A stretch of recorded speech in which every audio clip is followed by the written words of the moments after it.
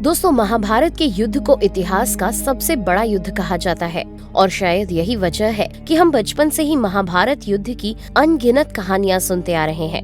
इस युद्ध के योद्धाओं के पराक्रम की कहानियों का उल्लेख आपको इतिहास की किताबों में भी मिल जाएगा, जिसमें भीष्म, द्रोणाचार्य, अर्जुन, कर्ण, भीम, दुर्योधन और अभिमन्यु जैसे योद्धाओं का नाम शामिल है। लेकिन क्या आप इस युद्ध से जुड़ी उस घटना के बारे में जानते हैं जब युद्ध भूमि में कर्ण की जान लेने के लिए हनुमान जी खड़े हो गए थे?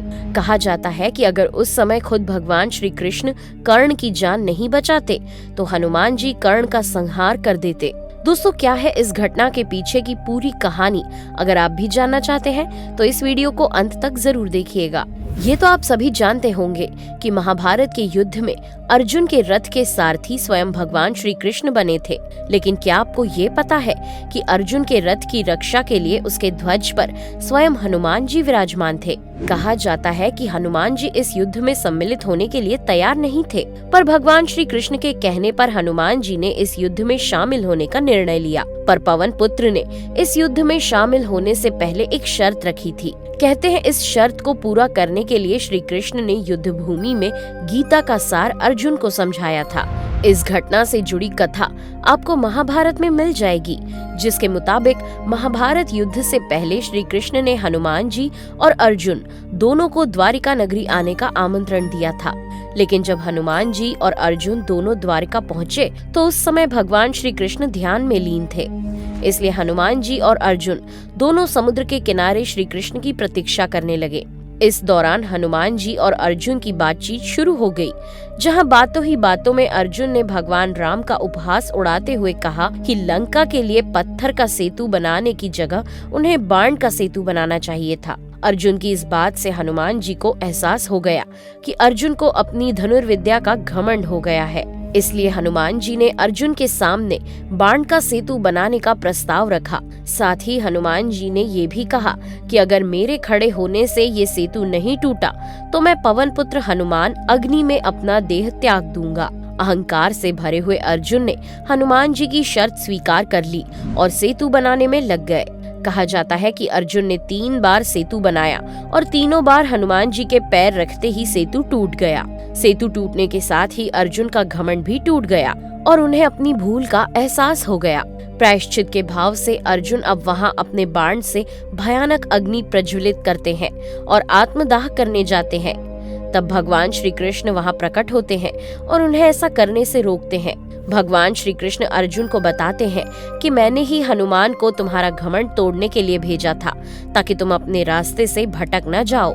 दोस्तों, यहाँ भगवान श्री कृष्ण अर्जुन को ये भी एहसास दिलाते हैं कि आने वाले समय में जो भयानक युद्ध होगा उसमें तुम केंद्र में रहोगे। इसलिए तुम्हें जब अपनी विद्या पर घमंड हुआ तो उसे तोड़ना आवश्यक हो गया था। दोस्तों, यही वो जगह थी जहां भगवान श्री कृष्ण ने हनुमान जी को महाभारत युद्ध के समय अर्जुन के रथ की ध्वजा पर स्थान ग्रहण करने का आग्रह किया था, जिसके बाद हनुमान जी ने भी भगवान श्री कृष्ण की बात का मान रखा था। लेकिन साथ ही में उन्होंने ये शर्त भी रखी थी कि जिस प्रकार त्रेता युग में रामावतार में उन्होंने हनुमान जी को युद्ध के साथ ज्ञान भी दिया था, उसी प्रकार उन्हें महाभारत युद्ध में भी ज्ञान का सार चाहिए। दोस्तों, इसलिए कहा जाता है कि श्री कृष्ण ने गीता का सार अर्जुन की आड़ में हनुमान जी की विनती पर उन्हें सुनाया था। दोस्तों, महाभारत युद्ध के दौरान हनुमान जी पूरे 18 दिनों तक अर्जुन के रथ की ध्वजा पर विराजमान थे और इस महायुद्ध में जब भी कौरव पांडव पर भारी पड़ते तब अर्जुन के रथ पर बैठे हनुमान जी खड़े होकर कौरवों की सेना की तरफ घूर कर देखने लगते। हनुमान जी के क्रोध को देखकर उस समय युद्ध भूमि में खड़े कौरवों की सेना 4 कदम पीछे हट जाती थी। दोस्तों, हनुमान जी की दृष्टि का सामना करने का साहस वहां किसी में भी नहीं था। महाभारत के युद्ध में 16वें दिन जब द्रोणाचार्य की मृत्यु हो जाती है तब दुर्योधन शोक से विचलित हो उठता है। तब कर्ण के हाथ में कौरवों की सेना की कमान आ जाती है, जिसके बाद युद्ध के 17वें दिन कर्ण का मुकाबला करने के लिए पांडवों की ओर से अर्जुन युद्ध भूमि में उतरते हैं। इस महायुद्ध में जब कर्ण और अर्जुन आमने सामने होते हैं तो दोनों योद्धा एक दूसरे पर बाणों की वर्षा करने लगते हैं। कहा जाता है कि जब कर्ण अर्जुन पर बाणों की वर्षा करता है तो उस समय उसके बाण अर्जुन के रथ के सारथी बने भगवान श्री कृष्ण को भी जाकर लगते थे। और फिर एक समय ऐसा भी आया जब कर्ण के बाण से श्री कृष्ण का कवच कटकर नीचे गिर पड़ा और उनके कोमल अंगों पर बाण लगने लगे। और इस पूरी घटना को अर्जुन के रथ की छत पर बैठे पवन पुत्र हनुमान जी एकटक देख रहे थे। लेकिन अपने आराध्य को इस हालत में हनुमान जी ज्यादा देर तक नहीं देख पाए और अचानक से वे गरजते हुए अपने दोनों हाथ उठाकर कर्ण को मारने के लिए उठ खड़े हुए। कहा जाता है कि उस समय हनुमान जी की गर्जना इतनी भयंकर थी कि ऐसा लगा मानो ब्रह्मांड फट गया हो। हनुमान जी के इस रौद्र रूप को देखकर कौरवों की सेना तूफान की गति से युद्ध भूमि छोड़कर भाग खड़ी हुई।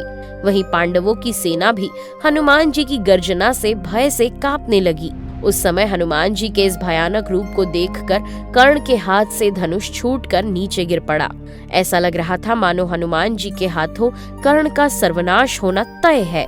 लेकिन तभी भगवान श्री कृष्ण बिना देर किए हुए उठ खड़े हुए और अपने दाहिने हाथ से हनुमान जी को स्पर्श करके शांत होने का आग्रह किया। भगवान श्री कृष्ण ने हनुमान जी से कहा, हे पवन पुत्र, यहीं रुक जाओ, तुम्हारे क्रोध करने का ये उचित समय नहीं है। दोस्तों, यहाँ भगवान श्री कृष्ण के कहने पर हनुमान जी रुक तो गए, लेकिन उनका क्रोध अभी भी शांत नहीं हुआ था। उनकी पूंछ खड़ी होकर हवा में हिल रही थी।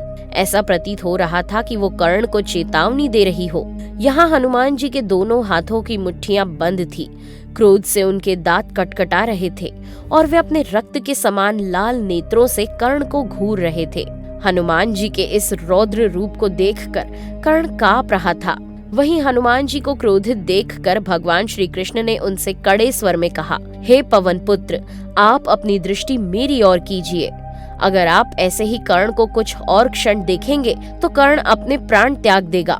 ये आपके आराध्य भगवान राम का युग नहीं है। यहाँ आपके पराक्रम और तेज को सहन करने का साहस किसी में नहीं है। इसलिए कृपया करके आप शांत हो जाइए।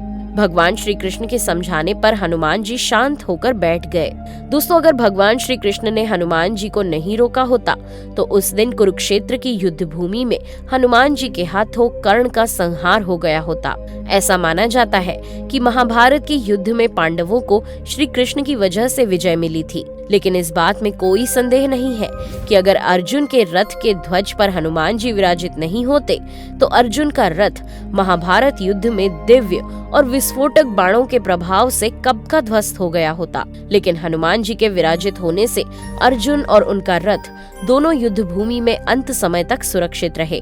महाभारत कथा के मुताबिक जब महाभारत का युद्ध समाप्त हुआ तो अर्जुन ने भगवान श्री कृष्ण से सबसे पहले रथ से उतरने की प्रार्थना की।